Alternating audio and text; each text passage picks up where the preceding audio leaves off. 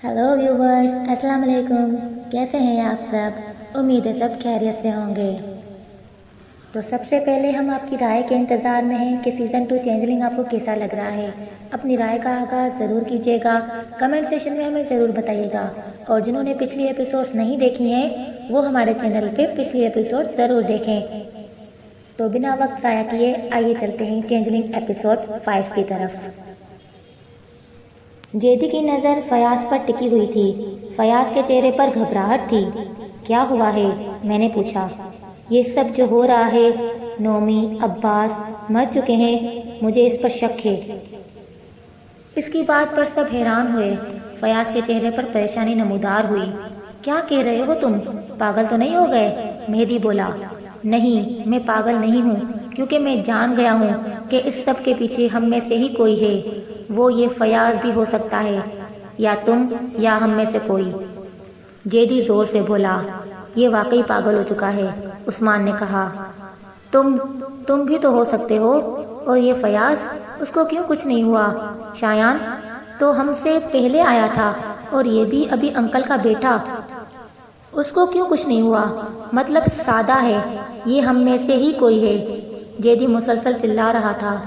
तुम्हारा दिमाग तो ठीक है। नोमी को तो तुमने देखा नहीं था, किस तरह उसको मारा गया। अब्बास को तो देखा ना, उस वक्त हम सब साथ ही थे। और फयाज वो अपने कमरे में सो रहा था।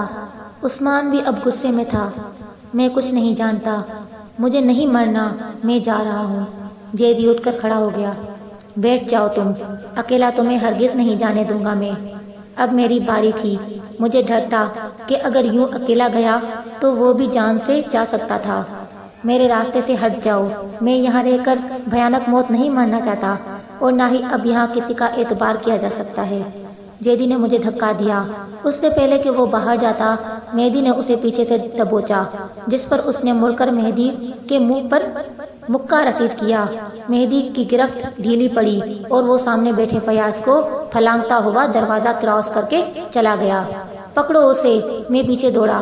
बाकी तीनों ने पैरवी की। जेदी हम में से कुछ ही फासले पर गेट की जानिब सरपट भाग रहा था। उसकी रफ्तार हम सबसे ज्यादा थी। अचानक वो एक लम्हे के लिए रुका और फिर मुंह के बल जमीन बोस हो गया। हम समझे कि वो किसी चीज से टकरा कर गिरा है, मगर जब नजदीक पहुंचे तो उसका जिस्म झटके खा रहा था। शाहजी, फयाज ने उसे सर पर पहुंचकर उसकी गर्दन की जानिब इशारा किया।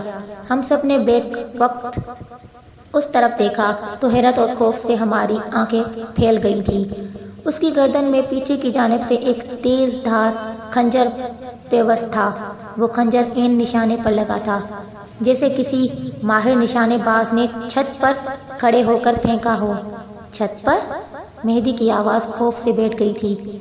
मैंने उसे उसकी नज़रों का ताक़िब करते हुए छत पर देखा। वहाँ कोई नहीं था। छत पर क्या? मैंने उससे पूछा। छत पर कोई था। जब तुम सब जेदी पर झके तो तब मेरी नज़रें ऊपर पड़ी। मैंने एक साया देखा जो फौरन पीछे मुड़ गया। मेहदी काफ़ी मजबूत एसाब वाला इंसान था, उसे वहम नहीं हो सकता था, मगर जिन हालात में हम सब घिरे थे उनमें कुछ भी हो सकता था। तुम्हें यकीन है कि छत पर कोई था? उस्मान ने पूछा। 100%, वो हितमी लहजे में बोला। इस हवेली में अब हम 4 ही बचे हैं, यानी मैं, तुम, उस्मान और फयाज, और हम सभी इधर मौजूद हैं, तो ऊपर कौन हो सकता है? मैंने उसे देखते हुए कहा। यही तो मैं सोच रहा हूँ, यहाँ पर कोई और भी मौजूद है, मगर वो कौन है? इंसान या फिर कोई और ताकत? मेहदी ने बारी बारी हम सबको देखते हुए कहा। अब्बास और जेदी की मौत तो किसी इंसान की कारस्तानी हो सकती है, मगर जो कुछ नोमी के साथ हुआ उसमें इंसानी हाथ मलवस नहीं हो सकता। मगर फिर भी कोई बात भी वसोख नहीं की जा सकती है। वो मजीद बोला। तुम काफ़ी अरसे से यहाँ रह रहे हो, तुमने कभी कुछ महसूस नहीं किया? मैंने फयाज को देखा।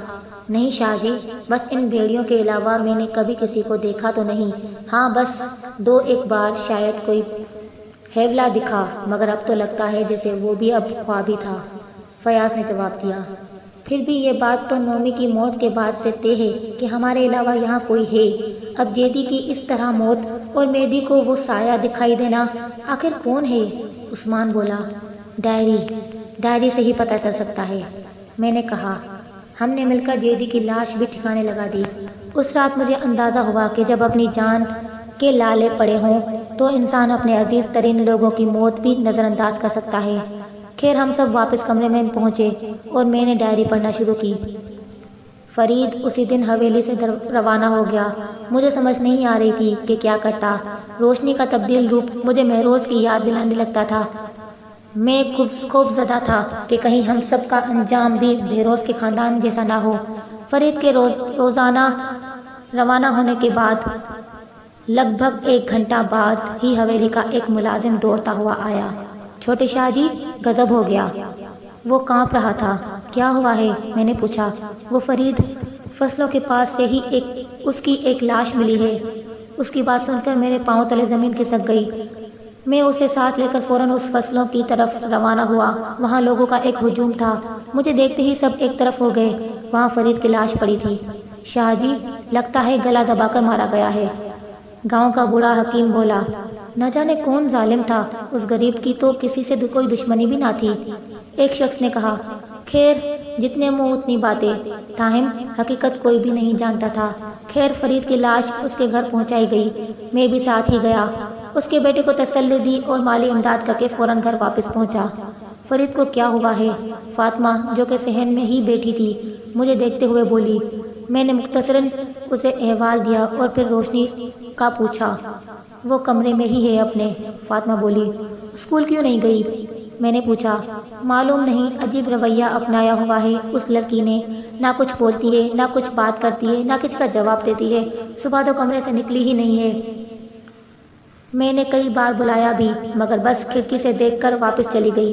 مجھے ڈر ہے کہیں اس رات والے واقعے نے اس کے ذہن پر اثر نہ کیا ہو۔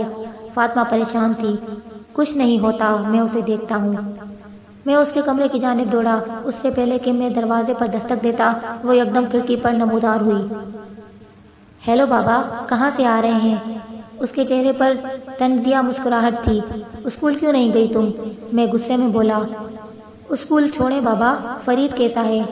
روشنی اس وقت مجھے اپنی بیٹی نہیں بلکہ کوئی اور درندہ صفت مخلوق لگ رہی تھی۔ کیا مطلب؟ مطلب تو آپ سمجھ ہی گئے ہوں گے نا بابا۔ وہ یہ کہتے ہی دروازہ کہککا لگاتے ہوئے پلٹی اور کھڑکی سے غائب ہو گئی۔ میں باہر آیا جہاں فاطمہ بیٹھی تھی۔ شایان کہاں ہے؟ وہ باہر کھیل رہا ہے، اس پر نظر رکھنا ادھر ادھر نہ ہو جائے، یہ کہہ کر میں باہر آ گیا۔ واپس فرید کی جانب جنازے پر جانا تھا۔ شام کو دیر سے واپس آیا۔ ابا جی بھی آ چکے تھے۔ انہوں نے فرید سے متعلق پوچھا اور پھر افسوس کرنے لگ گئے۔ رات گئے تک فرید کا ذکر ہی چلتا رہا۔ پھر سب نے سونے کی تیاری کی۔ یہ شاید آدھی رات کا وقت تھا جب باہر شور اٹھا۔ میں بستر سے نکل کر فوراً باہر بھاگا جہاں حویلی کا گارڈ اور ابا جی موجود تھے۔ کیا ہوا ہے؟ میں نے پوچھا۔ گارڈ کہتا ہے اس نے حویلی میں بھیڑیے دیکھے۔ ابا جی بولے، میں نے سوالیہ نظروں سے اسے دیکھا۔ قسم لے لو چھوٹے شاہ جی، میں گیٹ پر بیٹھا تھا، جب اندر صحن میں عجیب سا شور ہوا میں اس طرف بھاگا تو سامنے چمن میں 3-4 ہٹے کٹے بھیڑیے نظر آئے جو چھت کی جانب دیکھ رہے تھے۔ میں اس وقت سکتے میں آ گیا، پھر ہوش آیا تو زور سے چلایا۔ اس سے پہلے کہ کوئی آتا وہ بھیڑیے غائب ہو گئے۔ گارڈ تیزی سے بولتا گیا، کچھ نہیں ہے، تمہارا وہم ہوگا، تم جاؤ گیٹ پر بیٹھو۔ میں نے نرمی سے کہا۔ وہ واپس چلا گیا۔ مجھے سمجھ نہیں آ رہی تھی کہ آخر یہ بھیڑیوں کا چکر کیا ہے۔ ابا جی بولے، میں بس انہیں دیکھتا رہ گیا، آپ چلیں سو جائیں، وہم ہوگا۔ یہ کہہ کر میں انہیں ان کے کمرے تک چھوڑ آیا۔ جیسے ہی واپس میں اپنے کمرے میں داخل ہوا تو فاطمہ خوفزدہ حالت میں بیڈ پر بیٹھی تھی۔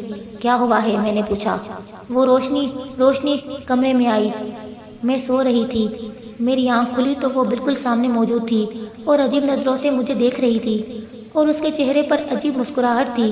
میں نے کئی بار پوچھا بھی کہ کیا ہوا ہے اسے، مگر وہ ویسے ہی مجھے گھورتی رہ گئی اور واپس چلی گئی۔ وہ کافی خوفزدہ لگ رہی تھی۔ مجھے لگتا ہے تم صحیح کہہ رہی تھی، اس کے ذہن پر اس رات والے واقعے کا اثر ہوا ہے۔ صبح اسے لے جاؤں گا شہر کے ڈاکٹر کے پاس۔ میں نے فاطمہ کو محض تسلی دی، ورنہ یہ تو میں جان چکا تھا کہ اب کسی ڈاکٹر کا کوئی کام نہیں ہے۔ اچانک کمرے میں اندھیرا چھا گیا۔ میں نے ڈائری بند کر دی۔ یہ کیا ہو گیا ہے؟ مہدی چلایا، لگتا ہے لائٹ چلی گئی ہے۔ میں نے جواب دیا۔ اسی اثنا میں فیاض نے اپنی ٹارچ نکالی۔ اور اسے روشن کیا۔ ٹارچ کی روشنی میں وہاں بس مہدی اور فیاض ہی نظر آئے۔ عثمان کہاں ہے؟ میں چلایا۔ عثمان کہاں ہے؟ آخر کیا ہوا عثمان کے ساتھ؟ کہاں گیا عثمان؟ آگے کی کہانی جاننے کے لیے ہمارے ساتھ جڑے رہیے اور دیکھنا نہ بھولیے چینجلنگ سیزن 2۔ جنہوں نے ابھی تک ہمارا چینل سبسکرائب نہیں کیا، برائے مہربانی چینل سبسکرائب ضرور کریں اور بیل آئیکن کو پریس کرنا بالکل نہ بھولیں کہ جیسے ہی ہم کوئی نیکسٹ ایپیسوڈ رکھیں تو آپ کو جلدی نوٹیفیکیشن مل جائے۔ جلد ملیں گے نیکسٹ ایپیسوڈ کے ساتھ، تب تک کے لیے اپنا بہت خیال رکھیے گا۔ اللہ حافظ۔